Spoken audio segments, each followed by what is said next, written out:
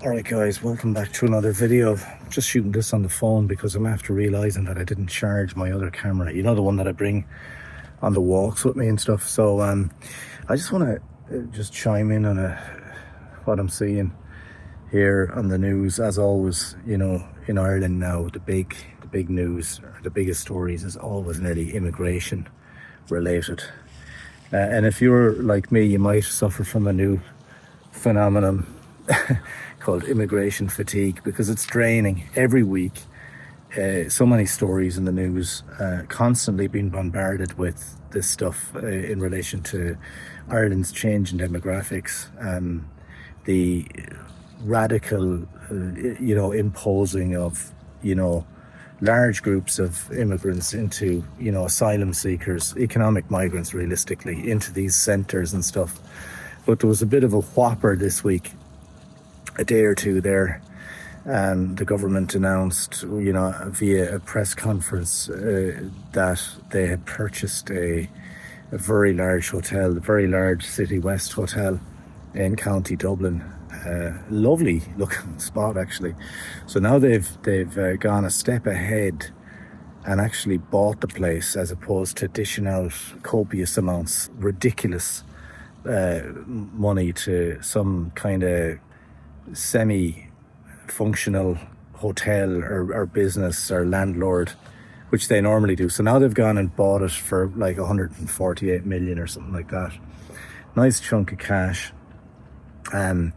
So the way it's been portrayed now is that this is like a really positive thing, like that this is going to make us make a huge saving. In other words, that by buying the property, by owning it themselves, they will have the ability then to make a big, reduction in payments, obviously, over the years, and within 4 years it'll have paid itself. And Minister O'Callaghan then spoke about how, in 25 years time, this is going to have saved so much money, 4 billion in 25 years time.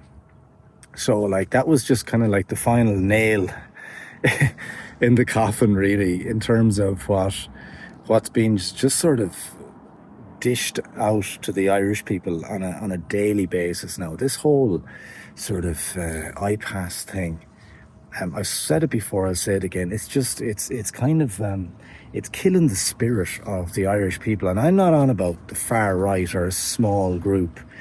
It's annoying the whole out of everyone, really. Most people, apart from, we'll say, left-wingers who kind of, let's be honest, mightn't see, realistically, the truth in this whole iPass thing. They'll be the type of people who'll say, oh, they're just searching for a better life and you do the same and all this kind of stuff. Fair enough, okay, good point. But we have to remember that these centres, they're not getting...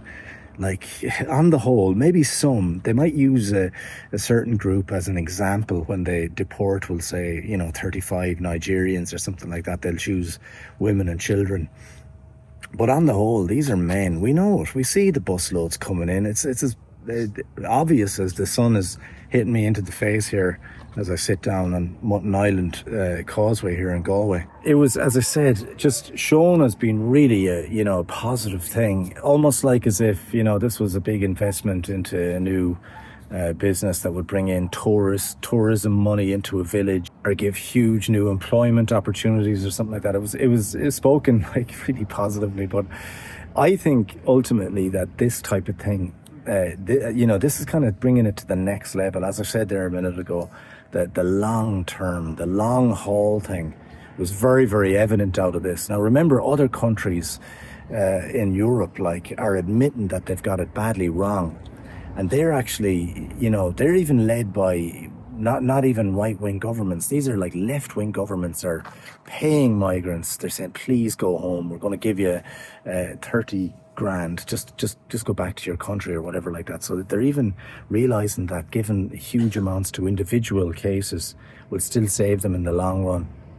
So this is the thing now in Ireland. This is the way it is for the Irish people going forward. The government have made it clear that this is their long-term thing. And as I said, whilst other countries with even left-wing governments are admitting it's immigration, even Keir Starmer in the UK has like he's a bit of a basket case with some of his ideas. But even recently, he's mentioned that we're an island, that the UK is an island of strangers. You know what I mean, due to immigration and stuff. Can you imagine like Micheál Martin saying that we are again? We are the Ireland is the they're trying to be the church ladies of Europe in terms of just being pristine examples of what to do perfectly, as a sort of virtuous, humanitarian, good cause kind of country. But realistically, it's not doing that. We're not really helping people out. Bringing in Somalians and Albanians and Algerians and all these African countries, a lot of Muslim countries as well with different ideologies. I don't even think that, personally speaking, I don't even think that, Europeans assimilate into Ireland that well, a lot of people, you know what I mean? People seem to think that, you've just a problem with non-European, brown people or whatever, but it's not even that. I've spoken about, here in when I go down to the beach here in Salt Hill, and it just sounds like as if I'm in some sort of, Baltic Sea beach, Slav country up in, Eastern Europe or something. It doesn't even feel like Ireland at all. And remember that this is like, the next few years here, and this is why I do these videos, we are dealing with a country that has been transformed right in front of us. They're literally making a new country out of Ireland through immigration. And it's not just these IPAS centres. That's only a certain percentage of it.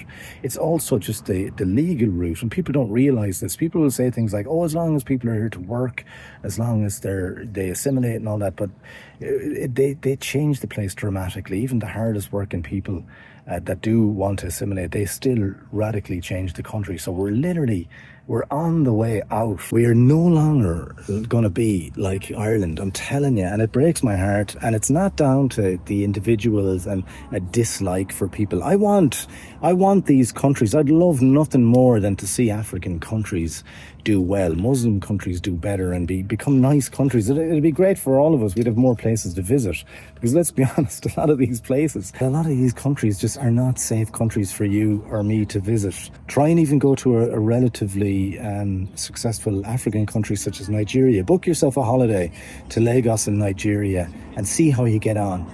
See how that goes for you, just as a white solo traveller, and get back to me on that.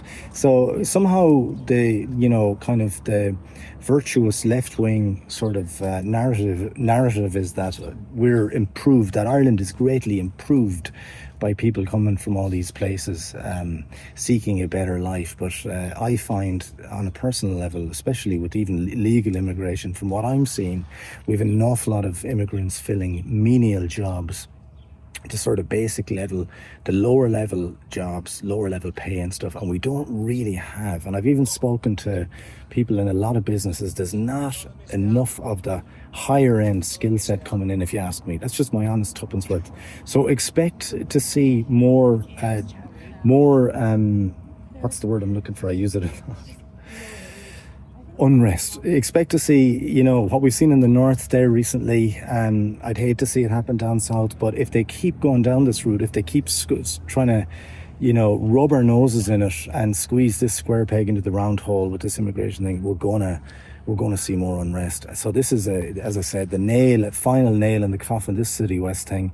I don't care if it was used for a vaccine centre, or if it's already a functioning migrant centre for Ukrainians. Most of that country is still actually functioning. You can book a ski holiday in Ukraine, okay?